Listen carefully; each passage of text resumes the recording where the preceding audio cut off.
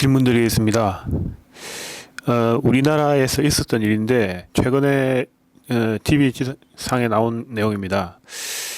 우리나라에서 27년간 키운 시험관 기술 아들이 아버지의 친자가 아님이 밝혀져서 문제가 된 방송이 있습니다.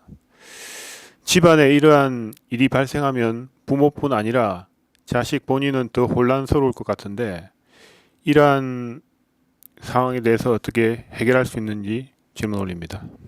고맙습니다. 그건 부모에 대한 공부예요. 이 자식이 태어날 때 선천적인 명과 후천적인 명이 있어요. 이게 모두 부모에 대한 공부인데, 선천적인 것은 뱃속에서부터 병을 앓고 나오는 것이고, 또 10살 이전까지에 걸리는 질병은 선천적이라 그러는 것이에요. 그리고 전적으로 그는 부모의, 어머니의 책임이 있다. 그리고 10살에서 20살 사이에 걸리는 질병은 부모, 양부모에 대한 책임이 있다. 이렇게 얘기를 하는 것이고. 또 후천적인 것은 21살 이후에 반려자를 만나갖고 걸리는 책임은 이제 부모의 책임에서 벗어나는 것이죠. 그런데 인기가 인육을 쓰고 인간으로 태어나 인기의 씨는 변하지가 않아요. 그리고 이 인기로 인해 형성되는 게 이 관상골이에요. 위에 형제들은, 자식들은 그에 비슷한 형상을 갖고 있느냐, 기운을 갖고 있느냐. 기운도 비슷하고 형상도 비슷해요. 행위도 비슷하고. 그리고 그를 보호해놓은 보호신경도 비슷해. 그게 왜일까? 그러니까 하나의 집은 하나의 씨라는 얘기라는 것이죠. 씨의 줄기로부터 비롯되는. 그래서 여자는, 여자는 운용의 주체인 것이고, 남자는 활동의 주체인 것이고, 모든 씨는 활동의 주체에 의해서 씨가 나와요. 운용의 주체는 그 씨를 낳아주는 행위밖에 안 한다는 얘기죠. 천에서 지가 분리됐을 때, 지에서 만물이 형성이 된 것, 보이지 않는 천의 기운의 씨가 이 지가 대폭발하면서 나타나는 거예요. 그러니까 결국 활동의 주체에 있는 이 모든 만물은 음양이 결합이 될 때 그 씨의 근본을 찾고 있는 것이죠. 그러니까 천개의 씨는 임이라 변하지 않는다는 얘기예요. 음양의 차원이 있죠.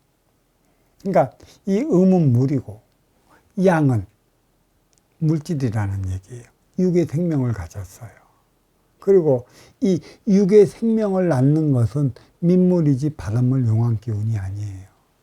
용왕기운과 민물기운, 내가 이것을 법문을 해놓은 게 있기 때문에 그것을 찾아보면 좋을 것이고, 모든 이 육의 생명체는 하늘에서 떨어진 그 칠성의 기운으로 인해 육의 생명체가 나타나는 것이죠.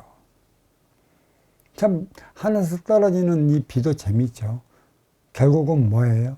바다로 떨어지면 용왕기운, 민물로 떨어지면 칠성기운, 다시 호수에 담아갖고 그 하늘로 올라가다가 장시간 비가 안 오면 이 칠성기운은 바다로 흘러들이는 것이죠. 그래서 용왕기운이 되는 것이에요. 그래서 이 용왕기운은 전체를 담당하는 것이고, 칠성기운은 부분의 생명력을 위해, 생명을 불어주기 위해 지기로 흘러들어요. 그러니까 땅 위에 있는 모든 천기물은 칠성기운, 인간이 마시고 육의 안정을 위해 생활하는 것이고, 육의 수본을 채워주는 것이고, 육의 생명을 일깨워주는 것이다. 결국 비가 안 오는 것은 사막화가 이루어지죠.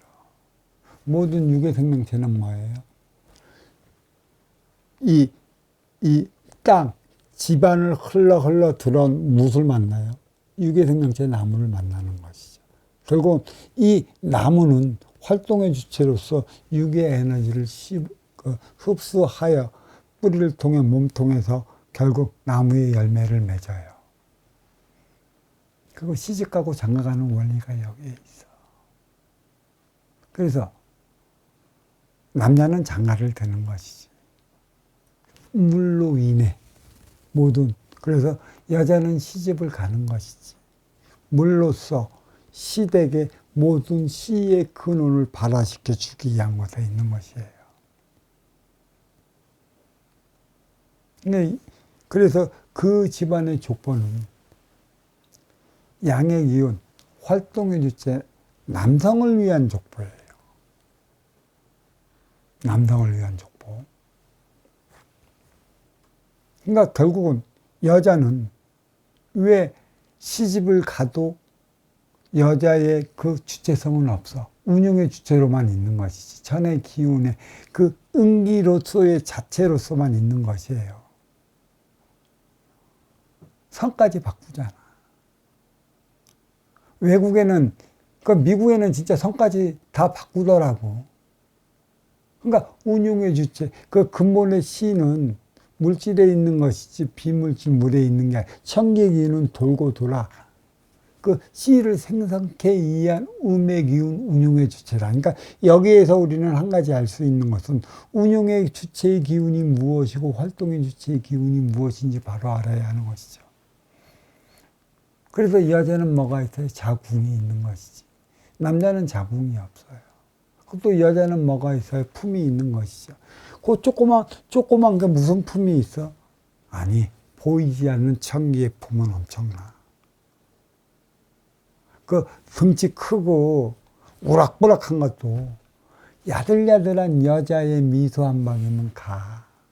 그리고 그 사랑을 받기 위해 활동의 주체가 그리도 몸소리치는 것이고, 그리도 자기의 잘난 모습을 보기 위해 마초 같은 삶이 무엇이니, 마동석은 무엇이니 그렇게 얘기를 하는. 그게 다 누구야? 운용의 주체 여자한테 잘 보이기 위해 그 품에 있을 때 비로소 자기 삶을 살아갈 수 있는 것입니다. 하지만 그 책임의 질량은 여자, 운용의 주체한테 많이 주는 것이죠. 그게 누구의 자식인가? 뭐의 자식인가? 네가 키웠어도 근본은 활동의 주체, 남편한테 있는 것이에요. 찾아간다는 것이에요. 여기서 이렇게 내가 한 3, 4년 전에 이 비슷한 내가 그 법문을 한 적이 있어요. 그러면 여자도 이 씨 가문, 박 씨 가문, 무슨 가문에 들어가면 족보에 있을 텐데 윤회되면 어떻게 돼요? 그렇게 물어보더라고. 남자는 윤회돼도 이 씨는 이 씨 집안에 돌고 돌아. 왜? 네가 뭐 때문에 이렇게 보면 너와 함께하는 김씨 집안에 몇 대 대신이 어떠한 걸로 어떠한 행위를 했고 어떠한 삶을 살아갔기 때문에 그게 수호신장 대신으로 함께하기 때문에 그 기운이 나와 더불어 있을 때 나는 거기에서 빛이 나는 것이지. 그러면 이 신랑이 이 반려다가 윤회를 했어. 활동의 주체 남자가. 운영의 주체 여자는 어떻게 돼? 어떻게 될까? 자, 가면 활동의 주체의 물 한 그루의 나무를 살려줬잖아. 이게 윤회를 했으면 더 이상 수분을 공급해 줘야 될 이유가 없어갖고 이 물은 다시 빠져 근본에 있는 칠성의 그 기운 호수로 가다가 바다로 흘러들어. 결국은 뭐야? 친정집으로 간다라는 얘기야. 친정집으로.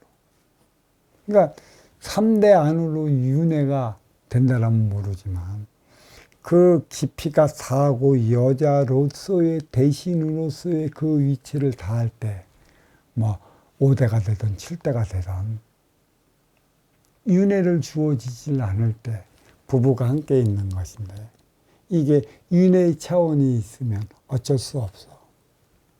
그래서 이 여자는 음의 기운 운용의 주체로서 그 기운이 무지 달라요. 남자도 다르지만. 그래서 끼리끼리 만나 살아간다는 이유가 여기에 있는 것이에요. 그만큼 높은 차원의 대신이 있다라면 그 한 남자에 의지할 수밖에 의지해서는 안 되는 게 운용의 주체 물의 기운에 다시 들러갔고 다음 생에 태어날 때에는 이 기운은 이미 업그레이드 된 상태이기 때문에 이와 걸맞는 인연을 만나 그 우수한 자식을 낳는 거예요. 이게. 그래 아까 우리 도반님이 질문하신 그 질문은 그 두 집안에서 풀어나가야 할 문제인 것이죠. 해결 잘해야 되는 것이에요. 근본은 안 바뀝니다. 뿌리가 바뀌면 마천루의 세상인데 뿌리는 안 바뀌어요. 그래서 그러잖아요.